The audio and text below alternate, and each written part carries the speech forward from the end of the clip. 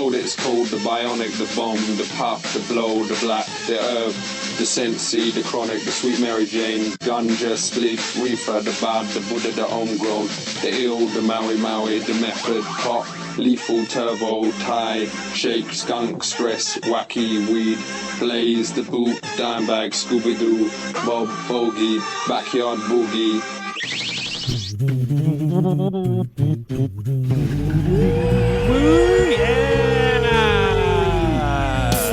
the Cooler Beach Show. That's yes. And that's Sasha. And we are live-ish on Adobe Radio on a Monday per the usual. One of us may be in London and one of us may be in the United States. I'll let you guess who it is. Hello, love. Actually, I mean, I'm right here in my house where I always am. But by the time you hear this, maybe time zones are confusing to me, so I don't even know what time anything is anywhere. But we don't care where anybody is. We are still going to do our favoriteest thing in the world, which is talk about weed to you every single Monday. You can find us everywhere. We are still on YouTube. Cool Nerd Weed Show, find us there.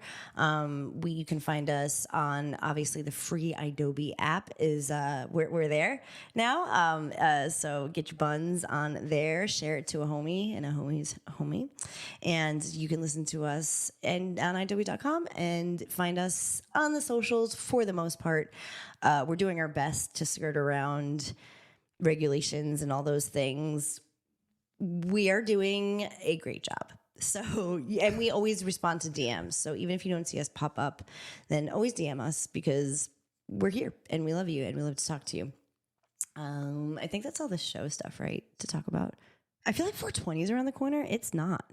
Like I keep being like, and then it's going to be 420. Like we have so many days before 420.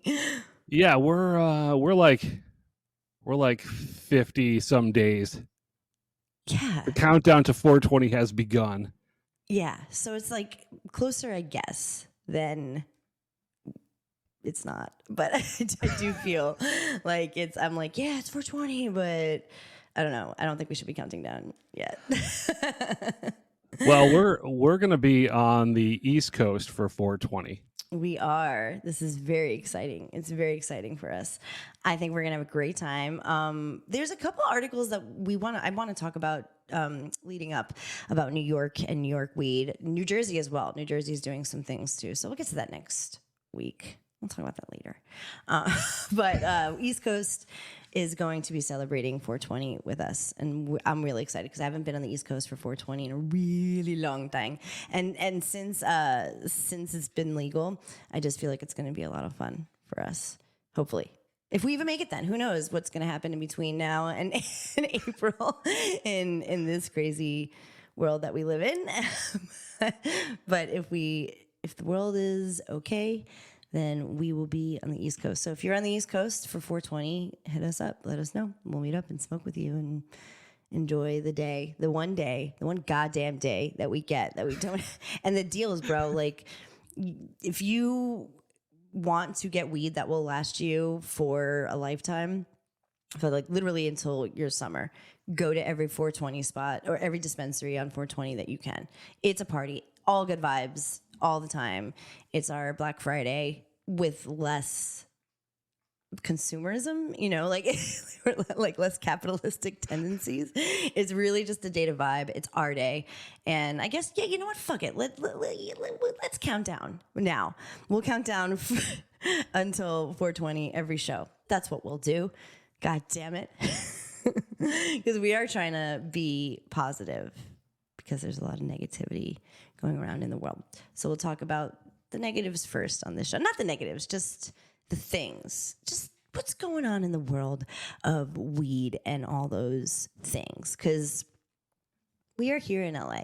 And when we first started to do the Cool Nerd Weed Show, we would start with a local story.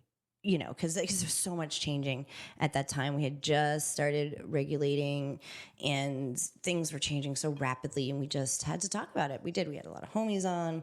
Those are old shows. If you can find them, listen to them. We sound like little chipmunks. We sound so young. But every single show we would start with a California thing. We kind of grew out of that after regulations started getting regular and things started tapering off. But the thing that happened during that time period is California dispensaries working there.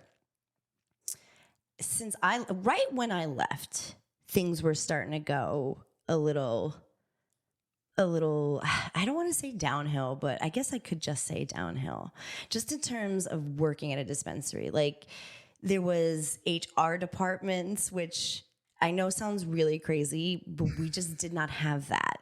And I'm not saying that's for better or for worse, but there were things from corporate structures that were brought over to the weed industry that, and I'm not saying that's part of the downhillness, it's just a part of it.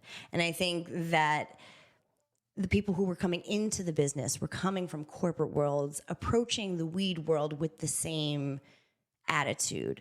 And it felt to me, at least when I was leaving, that wasn't the best way to approach the weed world. Kind of like, buy now, pay later, buy on credit, like do funny things with your taxes. Like, when you're in the regulated weed market, it's very difficult to treat it like you work at a, what did they do? Like a jewelry, high-end jewelry trade. You know what I mean? Oh yeah, everything turned into an Apple store. Yes, yes. The high-end boutique. Everybody wanted to Yes. be a lifestyle brand of Yes. cannabis. And Yes. 2017 and 18, Dispensaries included. It wasn't Yeah. just product. It was, we were living it. They were doing it like actively while I was like sitting at the front desk fucking around me. You know, they were like starting to implicate all of these lifestyle things, which, to our credit, I feel like we definitely did try to go with the flow. Now, I luckily think every heavens that exists, I have Adobe. So, and radio is like my first love. So when I left weed, we continued our show and I worked more with Adobe. And that's great. Those are my two favorite things, weed and cannabis. So I have not been working in dispensaries, but all of my friends here, because it's everybody who I know from California, you all work still at dispensaries. And just going off your experience in the last, 6 years, it just seems that the vibe of working at a dispensary, well, it's certainly not what it was before, but it also feels like the opportunity isn't quite the same. I mean, like being a bud tender, we're here in California anyway. Other places, the vibe may be immaculate, but here in California, dispensaries are up to chicanery and shady behavior. They're not paying their bills to vendors. They're treating their employees crappily, and they're closing like hotcakes and opening other places. And it just feels very unstable going off of your experience. Yeah, the cannabis industry has a high turnaround, and we're constantly shuffling the deck, whether it's managers, bud tenders, product reps, I guess sales it's always reps. been like that.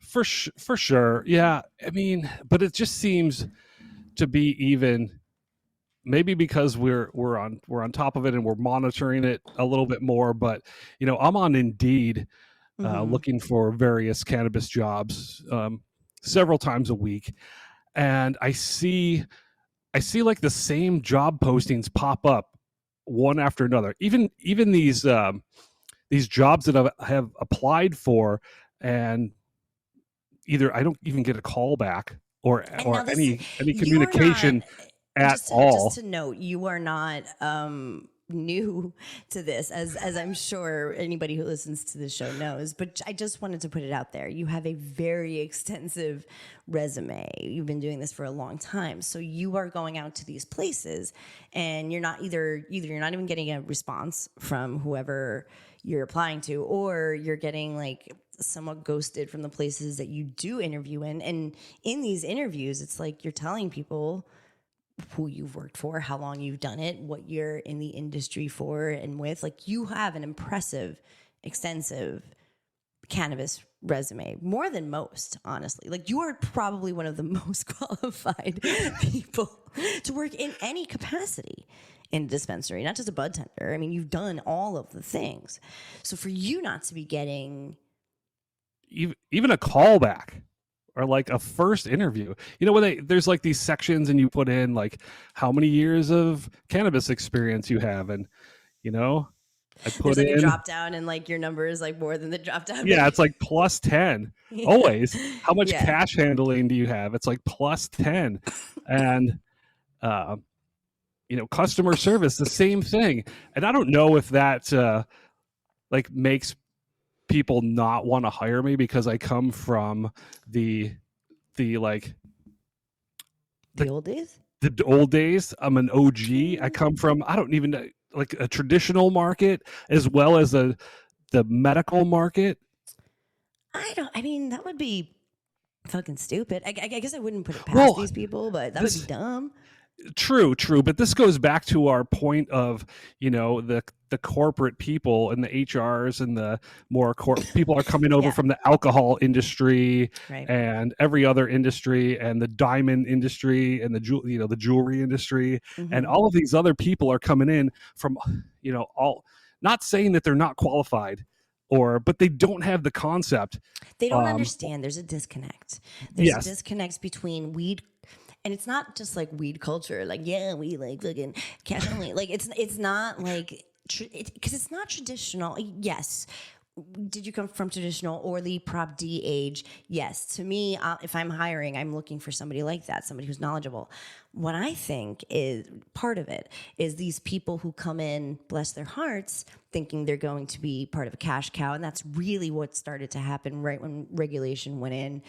You saw investors and angel investors and so on. And with a lot of other industries, you can do that. You can do an angel investor. You can do sort of put all your monies somewhere and then hope that you get the return and then pay your taxes whenever you feel like it. You can't do that with weed. And also, on top of the business model of cannabis, you also need to know weed. It's a difficult, I think, area to go into if you just have other experience. It's a difficult business. It's different than what you think it is.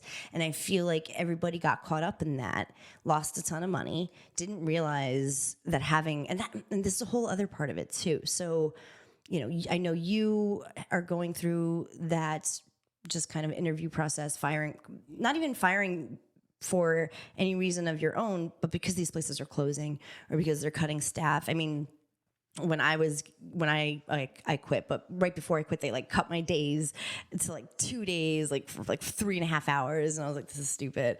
They will really put you through it before you finally are like, you've had enough.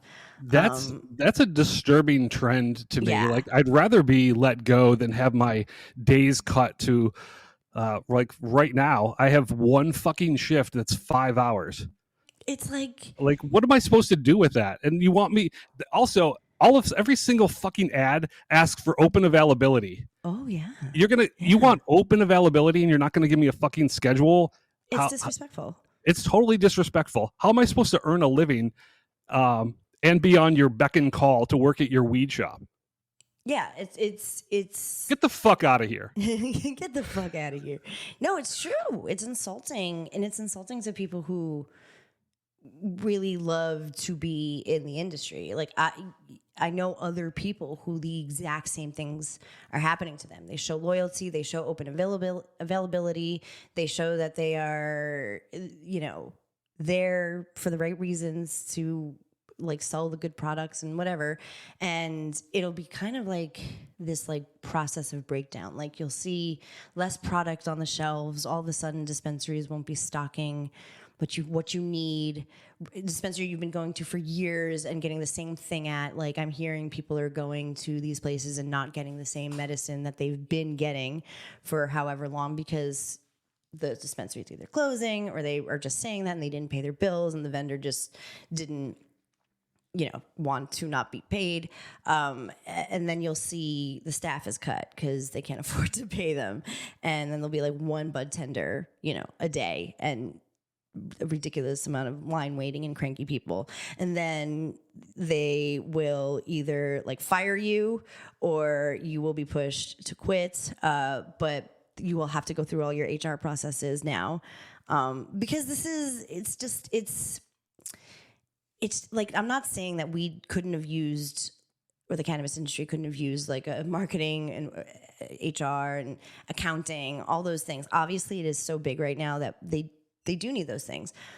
So it's great that regulation brought that. But with that, I feel like you'd think everything would be prospering and blossoming. But here in LA, it does not feel like that to the people who are in it. It feels like there are no opportunities. Nobody's hiring.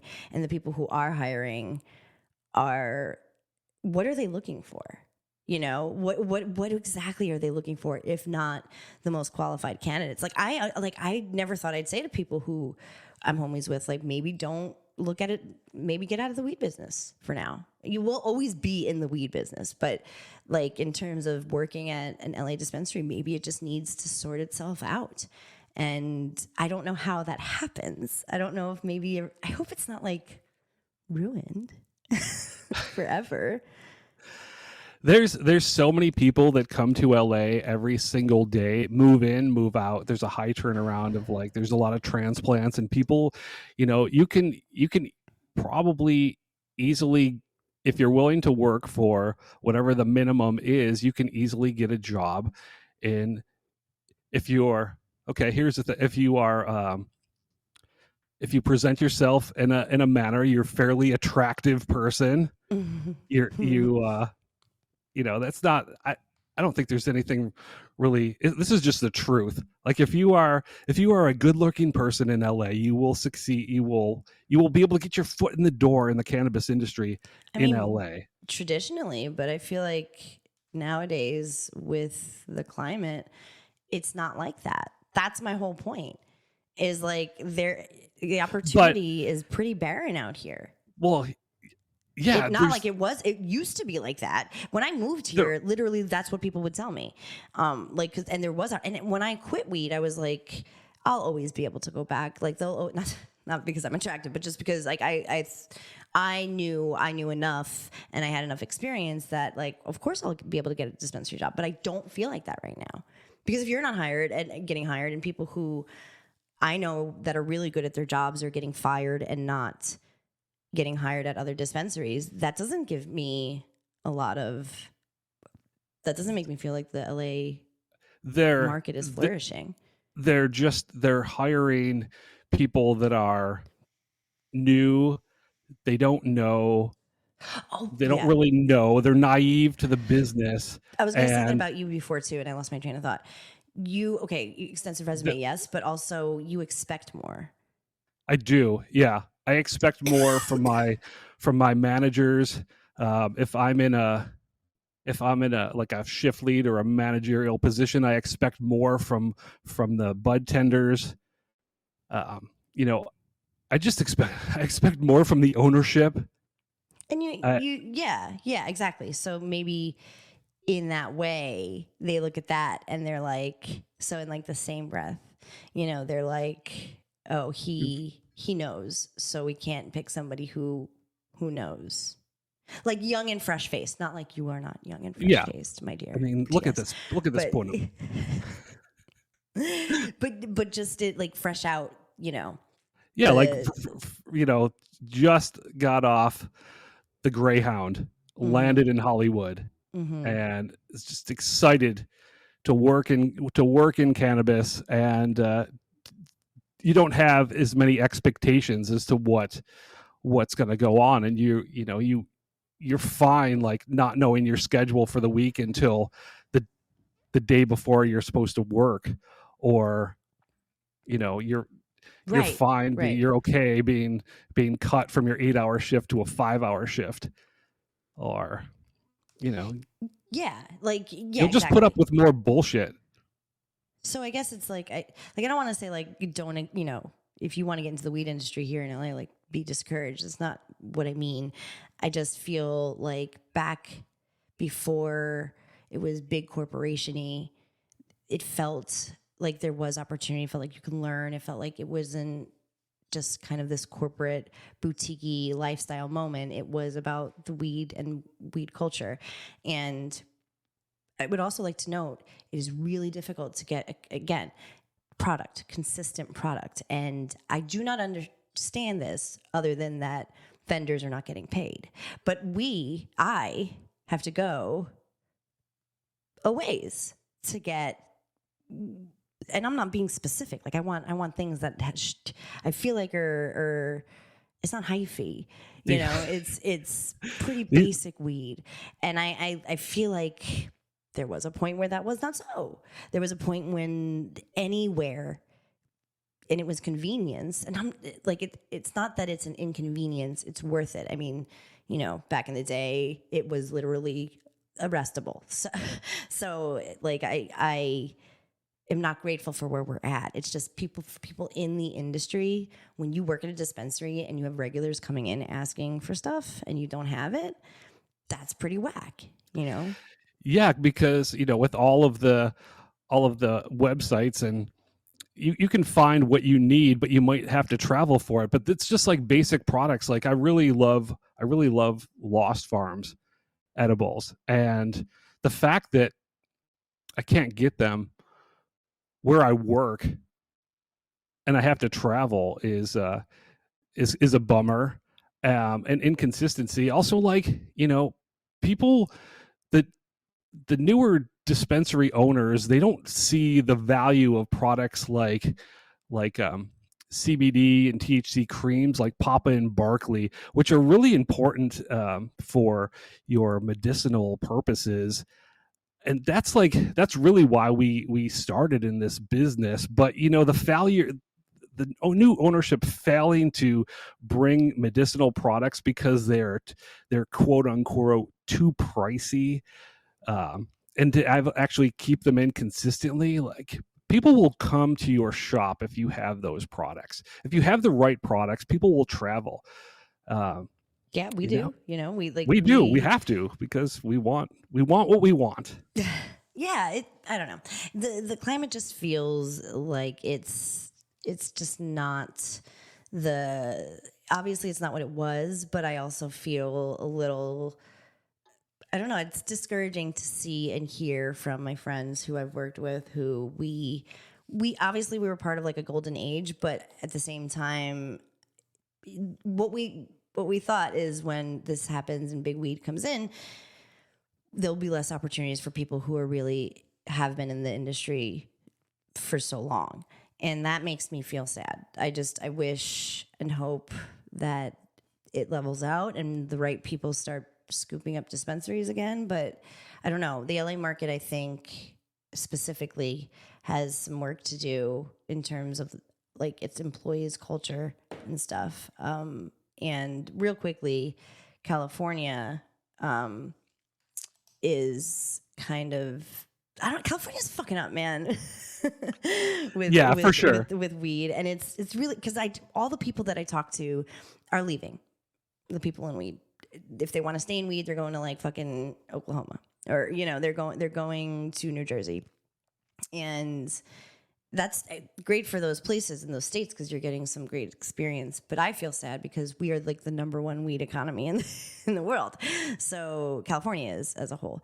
So I don't like this, and I don't like the next story we're going to talk about. But my hope is that something levels out and people start to buy dispensaries that are in it for the right reasons. So what is happening in California? Oh, let's see. Okay, so in about 2022, 23, Governor Gavin Newsom signed some tax relief for cannabis businesses into law, which removed the cultivation tax, which was a good thing. We were excited because about that. we were excited about that. You know, we don't need to tax. We tax everything from start to finish. It's just fucking ridiculous. So it was What are our around taxes right now? Well, the cultivation tax was both, all of them. Yeah. was was about 200. It was about $200 per pound, give or take. Okay. And right now, so it was that tax which raised the price of your flour, and it was okay. So it was taxed on whole flour, you were taxed on shake, and you were taxed on trim. Anything that was usable was taxed.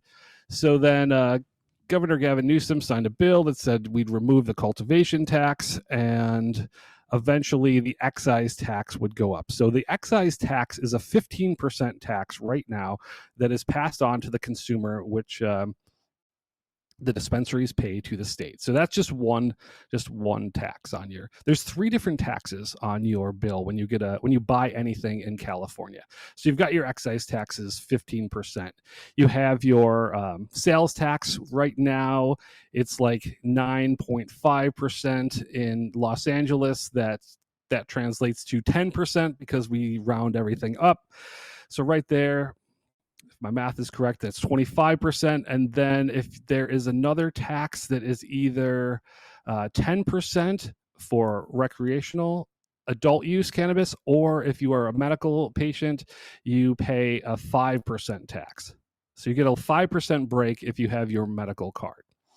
So let's see, let's do some quick math. 10 plus 15 is 25, plus let's just say another 10.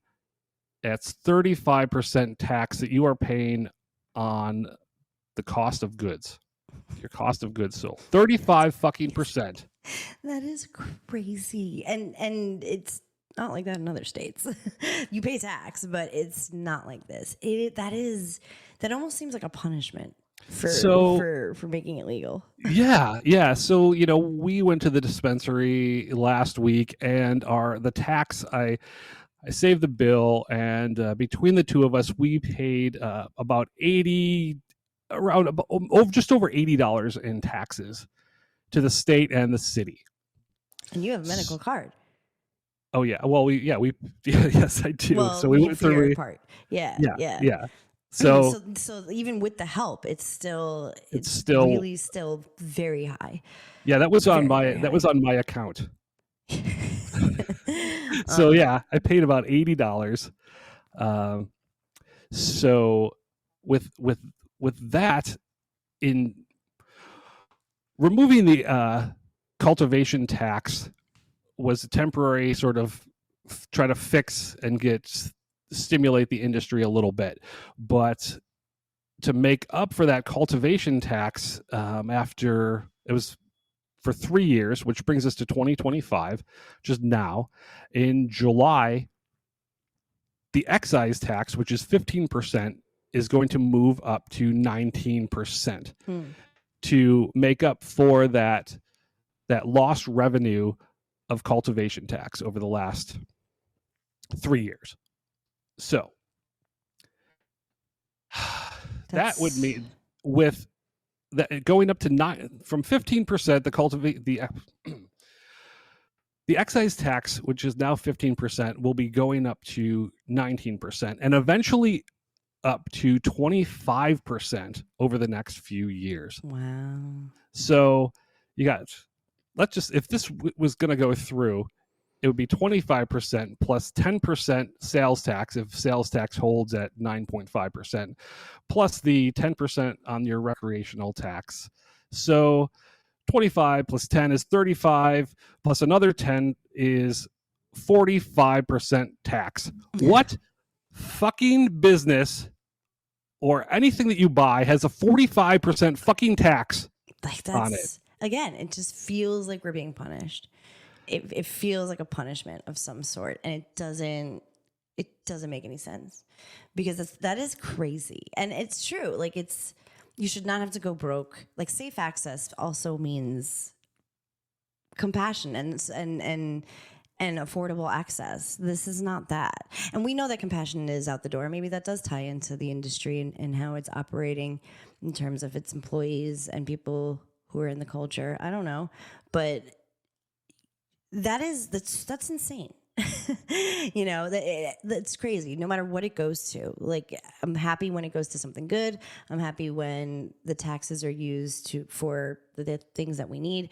But again, you're almost doubling your bill. And that's crazy. And the volume that I buy, I feel it for sure. I mean, I felt it the second it went into effect. But that is it's just a bummer. You know, there's, like you said, there's no other industry that does that but us. Yeah, and this will eventually, I believe, kill the legal market. You know, I think people so. will go Yeah. back to the traditional market because of that tax. If it eventually goes up to 45 fucking percent, that will totally destroy California's legal cannabis industry. And which has been in trouble for a while, which is kind of what we were talking about in the beginning. Things are changing in a really weird way. And so it goes from the employee, you know, at the dispensary. Actually, no, it goes from the seed to the people who are growing, to the people who are dispensing, to the vendors, to the real true blue cannabis growers. They pay so much money for licensing to grow all that stuff. So it goes from them. Then it goes to the dispensaries who are fucking up all which ways to Tuesday, and the employees feel that, get cut, get upset, get disgruntled, and leave. Then it goes to the consumer who goes to the dispensary who cannot get the medicine or the weed or whatever it is that they want from the dispensary because the dispensary fucked up and didn't pay their bills, and the people who are growing weed can't afford to grow anymore. And then it goes all the way. So this could be the nail in the coffin, because if I'm a consumer and I'm going to a dispensary that doesn't have what I need and doesn't have good quality product, because who knows why, where am I going to get my weed? You know, where am I going to get what I need? Where can maybe they have what I need, but I'm paying $75 out the door for an eighth of mid, because like a hyphy eighth would be like over $100. Come on, bro. An eighth. Come on. So this we'll obviously stay up on it. We will be very sad if it goes the way we think it's going to go. But at the same time, we are clearly angry, and this is clearly pissing us off. So, but there is a little glimmer of hope. Okay.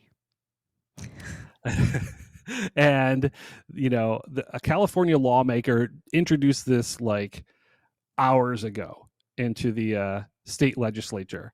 Mm-hmm. If passed, Assembly Bill 564, written by Assembly Member Matt Hanley of San Francisco, a Democrat. The state excise tax would stay at 15% with no adjustments allowed. And they wouldn't increase it in July. Many people like us, we've stated already that we believe that the baseline of 15% is too high. But there is some hope. So yeah, well, good. We'll see how it goes. We will keep you updated. We'll see. You know, we'll see where we end up, and we hope we don't go broke. But let us know if you have any questions on those breakdowns. And we're going to take a quick break, and we will be right back. Gummies, gummies, gummies, gummies, I got gummies. Do you want some gummies? It's the Cool Nerd Weed Show. And we're back. We're back. This is the Cool Nerd Weed Show. That's Jess. And that's Sasha. And we are on Adobe Radio. Find Adobe everywhere, especially on the App Store. IDOBI is where you can find us. It is a free app, and it has all of the things, including our very wonderful and lovely podcast, but also lots of music, lots of stuff that you need to know. We love you, Adobe, and we thank you, Adobe, for just letting us get mad, but also happy. and high, but this topic is very important to us. Weed is very important to us, and there's a lot going on. So we're not going to do a whole really United States of cannabis today, but we will talk about Ohio. So they've been really going through a lot of stuff, a lot of waves. I don't know. I want to say changes. I want to say turbulence, but it seems like it has not been easy for them to get their system going. No, the voters in Ohio overwhelmingly passed a measure earlier this year or late last year to approve cannabis for adult use. And ever since this bill has passed, Republican Ohio senators have been trying to derail it as hard as they can. And it looks like, at least in the Ohio Senate, they have managed to pass a bill to limit the number of plants grown by an adult, adding criminal penalties and removing social equity provisions, among other fucking bullshit. Great. Yeah. Awesome. So basically you ignoring the will of the people, ignoring the vote, and not doing your jobs properly as politicians, ignoring the people. That's the fucking first thing. You work for the people. Yeah, but their version of it, which is never correct or accurate, is that they can still access it. It's just way harder and unpleasurable to do so. Like their defense of it is it's just revised. It's just revised. We're just like making some tweakies here and there. When in reality they're dismantling it from the inside out. But yeah, I mean, like it would be surprising for anybody who's in the government right now to go against the will of the people. It totally does. It guts so many things. If your home cultivation limit is limited, that is insane. What are you doing even? Recriminalizing it, basically. Sharing weed between, you're making it impossible to consume and buy weed safely. So you can't call this revised. It is not revised. You're just saying that because you're a coward and you don't want to pretend like you're not going against the will of the people, but you don't give a shit about the will of the people. You just care about your agenda. And that is just a trend that we are seeing in this country. And it just sucks. It sucks that it's already bleeding down to weed. I was hoping that this would be untouched by all the shenanigans that are going on. I don't know why. I was just thinking maybe we would be able to reach across the aisle about this. But nope. No. So look forward to your tax rates getting doubled. There are some Democrats that are like, please, no, don't do this. They're trying, they're speaking out against it. But I don't know, man. Doesn't look like the right side of any history is winning anymore. No, not at all. Why are you taking away social equity in cannabis is fucking beyond me. You're making it illegal. You're making it, and they to take away social equity. So you're gonna have people in jail for something that's legal. Literally makes no sense. Sharing it between adults. What? You know what I mean? What do you mean? When I go to somebody's house, instead of bringing a bottle of wine, I bring weed. So to me, they're just making it more impossible. And if you get this sort of chip in what was voted in, they could just go ahead and make it criminalized. This is fucking crazy. What's it say? Smoking in your own backyard, transporting unopened edibles in a vehicle. Mm-hmm. Yeah, they're making it illegal is what they're doing. They're just not saying it. Access to medical care, benefits, child custody. Yeah. So if you are in Ohio, please be careful. Please know your rights. I beg you. If you are excited about this new cannabis world that you're living in, keep on with the news, because they'll get you. They're going to try to get you. And it's bullshit. And obviously we are mad about it and it's insane, but At this point, I think there are a couple approaches to what is happening in our country, and one of them is to let it happen and something will self-destruct, and I don't like that. And the other is do whatever you can. I think if you bombard about the other things that are bullshit in this country, maybe mention the weed stuff too, you might be able to get through and make a difference. We always do say vote. However, this goes to show that even when you vote, sometimes in this country, they don't care if that's what you voted in. And we're working through that as like an entire country. So, Take the time to make calls to your senators and your representatives. They're easy to find. We will post the links. Yeah. Make that call.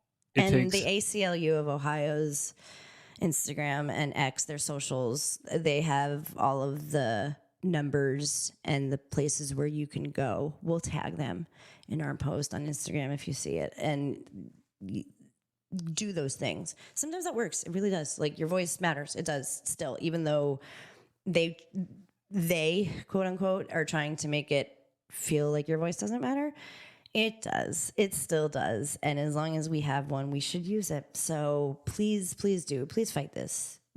If we can get it in, we can keep it in. The law. I know that sounded too sexy, but if we can get it in kind of show did this while you can. Yes. Please do all that you can to make this not happen, because this is a reversal of history, which again is what this country seems to be going. It seems to be a trend. We're trending backwards. So we are going to take a break, and we'll come back with a quick positive note. Kind of. We'll be right back. The final Huff and Puff with TS and Sasha. And we're back. We're back. It's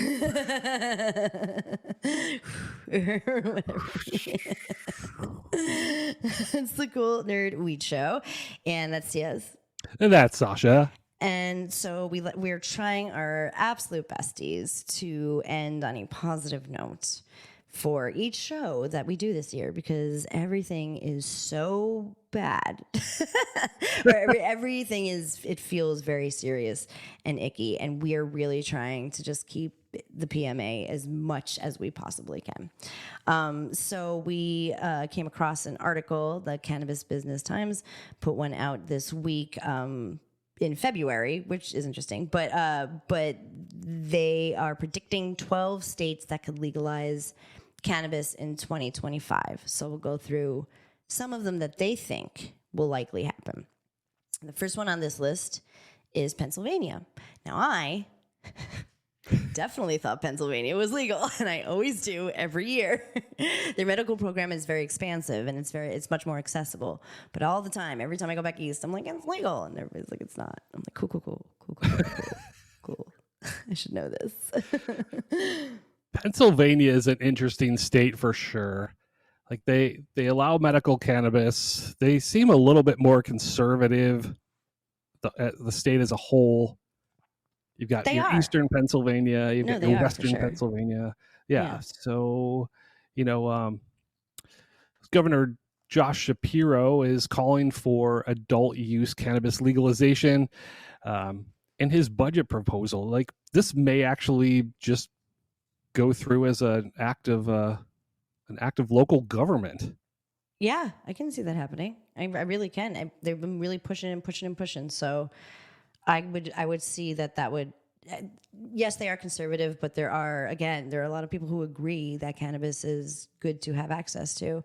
I don't know, maybe I was wrong about that, but yeah, that is something that seems to be what will probably happen. So we'll follow that.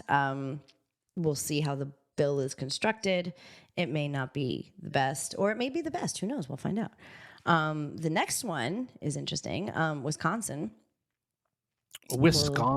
Yeah, they might do it. The state the executive and legislative branches are different parties, but mostly the problem is like an infight with the Republican Party. It's not even like Republicans and Democrats. It's an infight with the Republican Party. They can't agree over some dumb shit per the usual.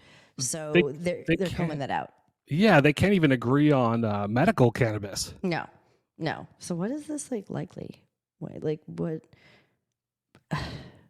Maybe like more. Maybe it's just like the start of getting their medical program going, like the baby step, as we say. So just it looks tiny good. steps. It's looking like there's going to be a big push for medical cannabis in Wisconsin in 2025. Another place that I have to look up every single time, and I don't know why I don't know this, or I can't remember this, is New Hampshire, because it's the only place in New England that's not legal, or that doesn't have it any adult use cannabis program. I think that is wild. And every time I'm over there, every time I'm on the East Coast, I always think New Hampshire is legal, and I am wrong. And their state motto is "live free or die." So you would think that living free would be, access to cannabis. But there's freedom. There's a lot of Republicans up in there too. So, you Republicans, you sweet. There's sweet 3 legalization bills on the table. 2 from 3. That's a lot. That is a lot. That's confusing for most people, but we'll sort that out for you as the year goes on. Yeah, we will touch on that more and more and more. We're just speed running through these just so we have some good news to end on. We have a couple minutes. I think we might be able to get through them all, but I do want to jump to Hawaii real quick. Hawaii. I like Hawaii. Yeah. I love Hawaii. I know you do. I've never been. I would love to go. The weed industry has been bubbling, cooking there. I know a few homies who have gone over to Hawaii to kind of kickstart their moments. Their medical bill was extremely expanded, and the adult use legalization was kind of not great for a while. We didn't have a lot of hope for the last couple cycles, but now it's back on, and now it looks like it might be written better, and it's moving a bit forward. But then also backward. Like it's really been like a push and pull with Hawaii, but it kind of looks at this juncture right now as of February 2025 that because the people obviously overwhelmingly want it legalized. So it does look like the government and the people are in communication, and that it might not be as divisive as it has been. This is kind of like a 45%-ish thing, but I have hope, and I wanted to mention it. Yeah, Hawaii is going to probably be another act of government legalization through legislation. The people obviously want legalization, but their government needs to get on board and make it happen. Yes. So, okay, I only want to do one more. Okay. And we can either do Texas? Yes. Yes. Okay. You're gonna want to do Texas. Let's do Texas. We have a lot. We always talk about Texas and cannabis, and we always keep our hopes going, but they are very, very, very strict on cannabis. But well, right now they have a low THC cap on their compassionate use program, which is insane at 1%. But through voting, cannabis has been decriminalized in several cities in Texas, which is like the most babyest of baby steps. And 55% of all Texans actually support unregulated THC sales. Yeah. Yeah, usually that's the case. Usually, yeah, like people, they want it. I mean, that's a good amount of people. Hemp and the cannabinoids, all those things. Texas really went through a lot dealing with that and sorting that out. And it looked good for a second that maybe they were going to consider it again, especially because the THC cap was at least higher than hemp. It's not by much, but they are crawling towards at least the notion of adult use or medical an expansive medical program. And I think for Texas, that is a big deal. That's something to be noted. That's good. They have such a long way to go.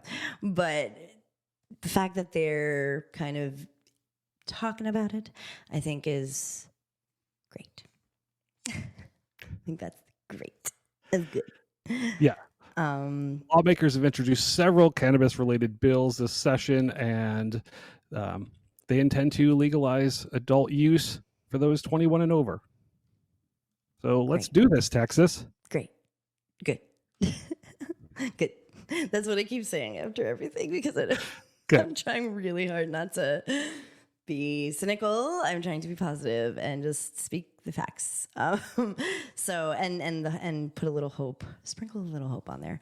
So sprinkle our hope, roll it up and smoke it. Thank you, everybody.